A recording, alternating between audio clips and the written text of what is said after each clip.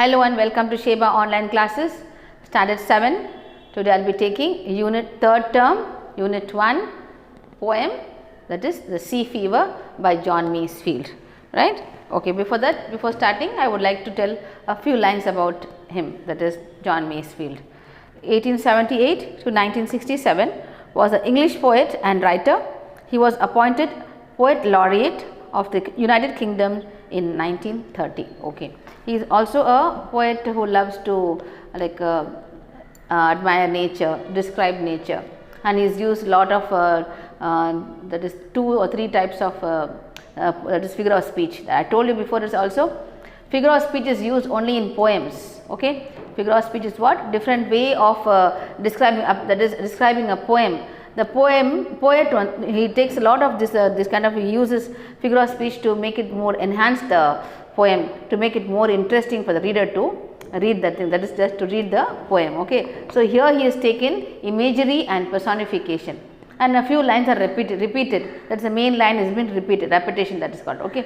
And here and there a few similes. Okay. Now, let us see what is this poem about. Sea fever. Sea fever, that is, what is the meaning of sea fever? First of all, that is he wants to be in the sea, he wants to be, he wants to travel in the sea, that is he wants to keep on traveling, like a wish to be in the sea. That's what's the meaning of sea fever is to be in the sea, that is his long desire to be in the sea. Okay, I will read the poem and then I will explain it to you. I must go down to the seas again, to the lonely sea and the sky, and all I ask is a tall ship and a star to steer her by, and the wheels kick and the wind song and the white sails shaking, and a grey mist on the sea's face and a grey dawn breaking. I must go down to the seas again, for the call of the running tide is a wild call and a clear call that may not be denied. So, first stanza I will explain that to you first. So, what is the first stanza telling? Who's the I? The poet, of course. I must go down to the sea again. So, he wants to go there. He wants to, like, it is his time. That is, they have ships. These people have got shipped here. They have to go on a ship. So, this is his time now to go to ship. He is awaiting. He is waiting for the time to go there. So, again, and to the lonely sky, lonely sea and sky. What is lonely? A quiet sea and a quiet sky. Like those who travel by by sea, no, they know that is, they experience this. Most of us don't know, but those who are traveling by this ship, they know how it is. It is dead silence. Okay, it will be so silent. Only they can hear far off waves that is crashing on the boat.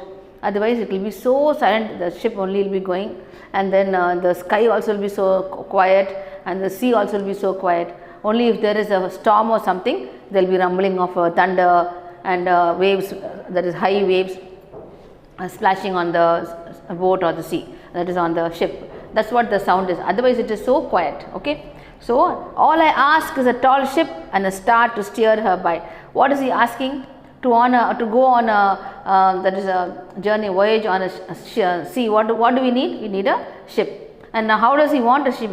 A tall ship, that is a well built, strong ship he wants, and a star to steer her by. That is to show a star to show the direction. And who is the her? Her means what? It's a ship. Okay. So, a star to steer her by. Steer means to move, that is to go on the direction, follow the star. That is that is the north star. No? The star is the direction, to see the direction and follow the thing. That is what it is. Her means ship. Okay. Okay. And the wheels kick and the wind song and the white sails shaking. See this, wheels kick, wind song and white sails shaking, alliteration. This line has totally alliteration, that is WWW. Wheel, winds, white. Okay, this line has got alliteration, the repetition of the starting word. Okay, starting letter of that word WWW is being repeated thrice. So, it is alliteration used in that line.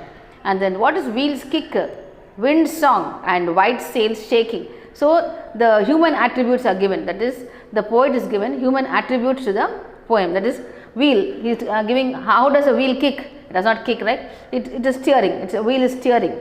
He is steering the wheel. Okay, that is when he is going on the journey, he started and he is going on his way, and he has to definitely steer the wheel, isn't it? So, wheels kick, he is saying. What's the meaning of that? He is giving an human attribute to the wheel. It is a non-living thing, no? Wheel. Wind song. Does a wind sing?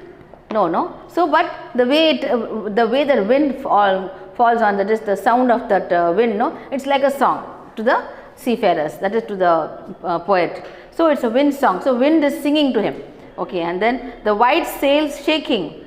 Now, how is it shaking? The white sails mean what? The white sails you can see, no? That is the sail. With the help of the sail only, the direction of the we can steer the ship to whichever direction to the breeze falling. That is a breeze that is shaking the wind is shaking the sails. So, white sails shaking with breeze and with pleasure. How is it shaking? With pleasure and pleasure of the sailing, it is shaking. So, it is happily moving in that direction of the wind and is going forward. So, all these attributes given to the wind, to the sails and to the wheel, giving human attributes. So, it is personification, right? Mark it down.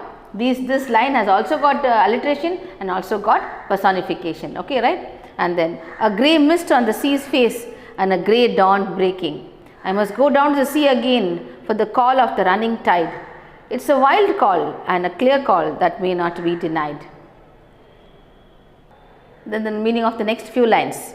Soon the adventure, that is everything is ready, the sails are ready, the steering wheel is ready, then there is a super lovely breeze blowing and the ship is ready. Now he has to venture out in the sea. Soon the adventure will begin, and each day dawns, he wakes up to see the early grey mist rise from the sea. So, what happened? Now he is on his way. So, what did he see? The grey mist is rising, that is from the sea, no? The mist you can see, just clear fog mist, and is grey fog, and he's going stirring that is he's moving forward, okay. Then he wishes that there will be strong winds that would blow away the thick clouds. So, then what happens? Then he is saying that running tide, that is tide is it's not a very high tide, very low tide and beautiful. The atmosphere is very pleasant, and he is just moving into that. It's a wild call. Running of the tide is a wild call and a clear call that may not be denied. So, he is saying the climate is good, everything is good. Now, I am setting sail and a beautiful grey mist is there. Now, I am sailing so smoothly on the surface, that is on the sea surface. All I ask is a windy day with the white clouds flying and the flung spray and the blown plume and the seagulls crying. I must go down to the sea again, to the vagrant gypsy life, to the gull's way and the whale's way, where the wind's like a whetted knife. And all I ask is a merry yarn from a laughing fellow rover, and a quiet sleep and a sweet dream when the long trick's over. So, the second stanza I have read that now. So, what does that mean? All I ask is a windy day with the white clouds flying. So, what is it? Now, I have started my journey. Now, what do I need? I need clouds, that is the wind should be so smooth and nice, it should steer away the clouds, because if there are clouds, what will happen? Then there will be heavy rain and his whole journey will be a nightmare, okay. So, if there's a storm, then what will happen? No, there will be a storm and he will be hit with the storm and a lot that is disasters, isn't it? So, he wants the wind to blow away the clouds, So, windy day with the white clouds flying. I don't want these clouds saying, just the white cloud should just fly away.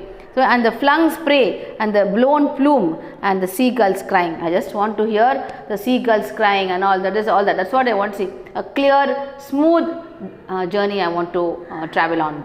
And I must go down to the sea again. So, this line, see I must go down to the seas again. Even the first stanza the line had been repeated, even the second stanza the third line is repeated. So, that is repetition, okay.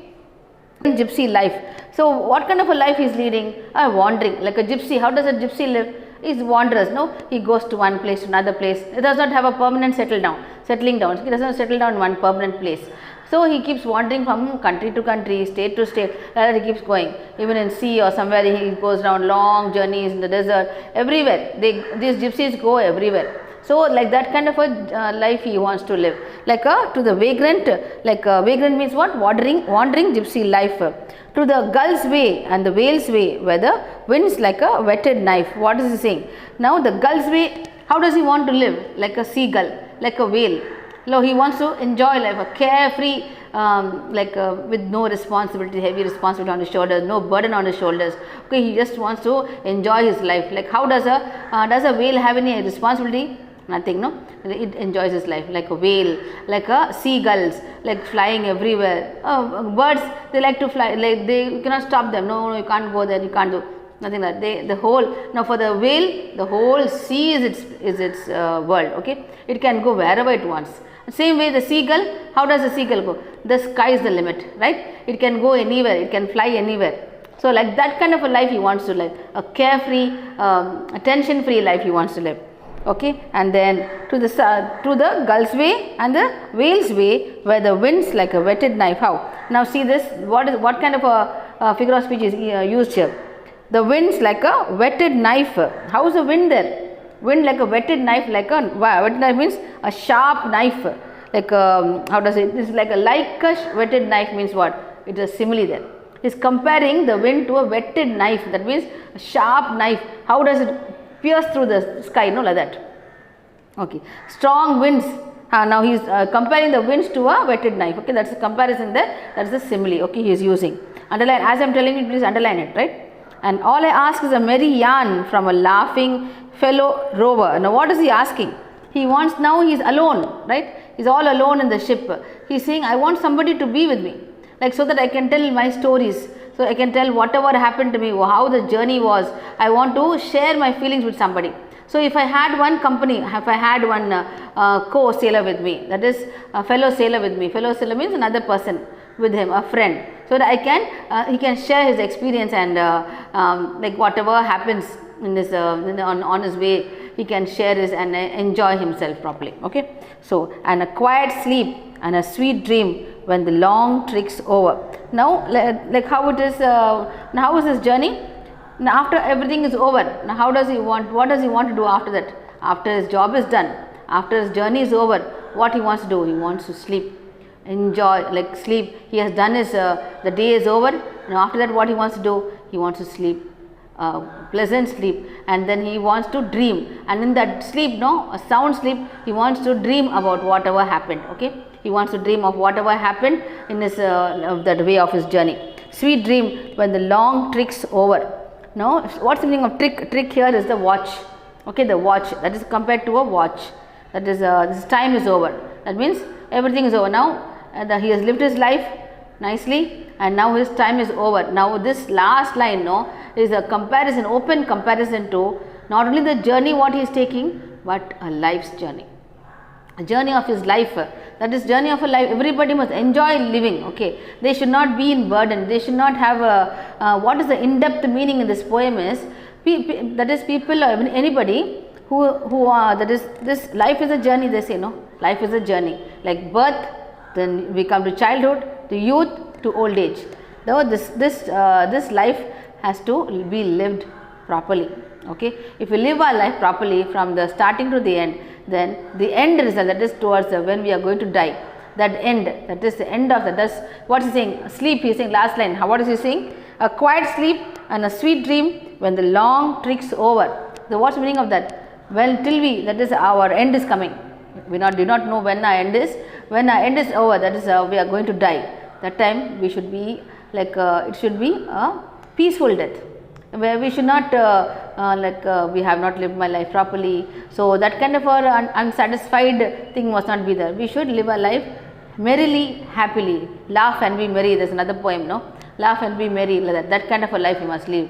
So not with any burdens and pressures and stress. So he wants to what kind of life he wants to live? Like a seagull, no? I told you, like a seagull or a whale's life. That kind of a life will live. Carefree life. Enjoy life. Don't think about saving up for the future, what's going to happen, this is so much property some people have got, what will happen to my property. That kind of a fear, why do we want to live with? No, what has God has given us that life, no, live that life nicely, peacefully, enjoy it, that's it. Our end is going to come, everybody are going to die. People have come with empty hand and go back with empty hand, isn't it? We're not going to take all our property with us, no. So like that, peacefully we should die. That is watch is the watch, that is tricks over. Tricks over means what? The time is over. When the time is over, we can die peacefully. So this is the poem. I hope you understood this poem. See you next class. Thank you.